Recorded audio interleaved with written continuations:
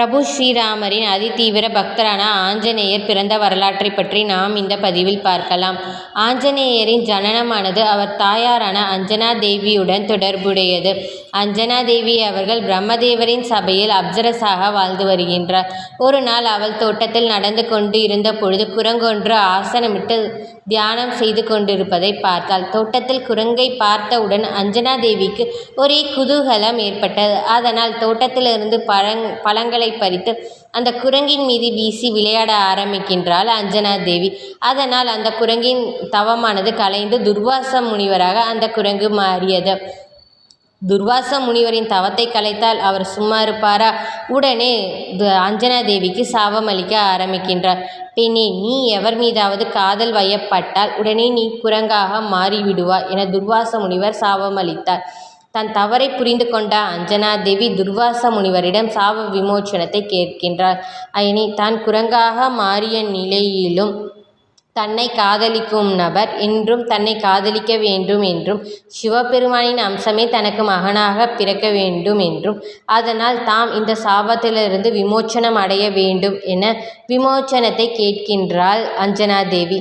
அந்த சாப விமோச்சனத்தை தந்த அருளினார் துர்வாச முனிவர். அதன்படி பூலோகத்திற்கு வந்த அஞ்சனா தேவி ஒரு குடிலை அமைத்து வாழ ஆரம்பிக்கின்றார். ஒரு நாள் வாலிபர் ஒருவர் காட்டில் அஞ்சனா தேவியை சந்திக்கின்றார். உடனே அந்த வாலிபருக்கு அஞ்சனா தேவியின் மீது காதல் ஏற்பட்டது. அஞ்சனா தேவிக்கும் அந்த வாலிபர் மீது காதல் ஏற்பட்டது. உடனே அஞ்சனா தேவி துர்வாச முனிவரின் சாபப்படி வானரமாக மாறினார். உடனே அந்த வாலிபர் தன்னை கேசரி என்றும் தாம் வானரங்களின் அரசர் என்றும் இந்த காட்டின் அரசரும் அவர்தான் என்றும் தான் நினைத்த நேரத்தில் மனிதராகவும் வானரமாகவும் தன்னை உருமாற்றி கொள்ள முடியும். அதனால் என்னை திருமணம் செய்து கொள்கிறாயா என அஞ்சனா தேவியிடம் அந்த வாலிபர் வினவவே அதற்கு அஞ்சனா தேவியும் சம்மதம் தெரிவிக்கின்றார்.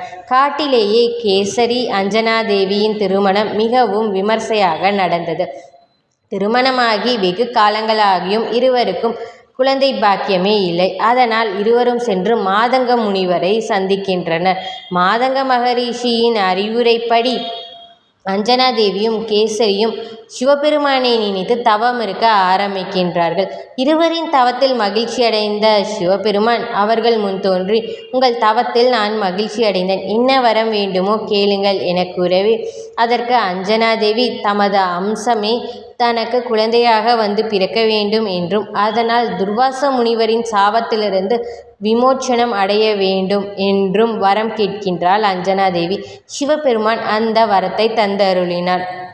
அதே சமயம் அயோத்தியின் அரசரான ராஜா தசரதருக்கு திருமணமாகி வெகு காலங்களாகியும் குழந்தைகள் இல்லை.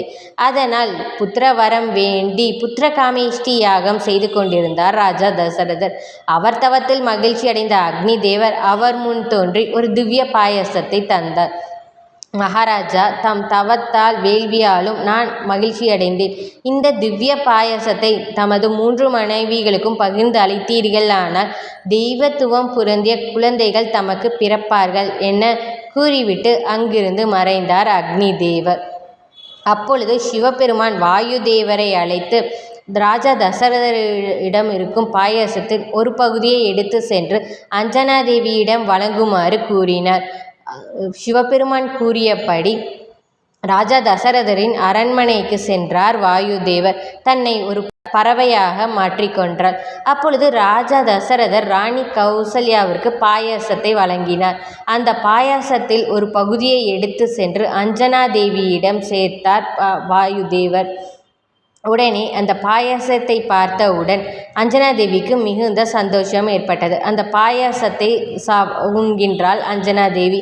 உடனே சிவபெருமானின் ஆசிர்வாதத்தையும் உணர்ந்தாள் அஞ்சனா தேவி.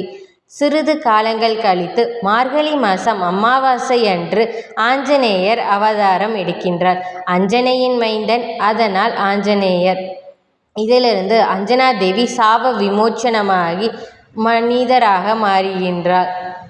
அதன்படி கேசரியின் மகன், அதனால் கேசரி நந்தனன், வாயுவின் மகன், அதனால் வாயு மைந்தன் என பல பெயர்களில் ஆஞ்சநேயர் அழைக்கப்படுகின்றார். 7 சிரஞ்சீவிகளில் ஆஞ்சநேயரும் ஒருவராவார். அவர் பிரபு ஸ்ரீராமரின் அதி தீவிர பக்தர் ஆவார். ஜெய் ஸ்ரீராம்.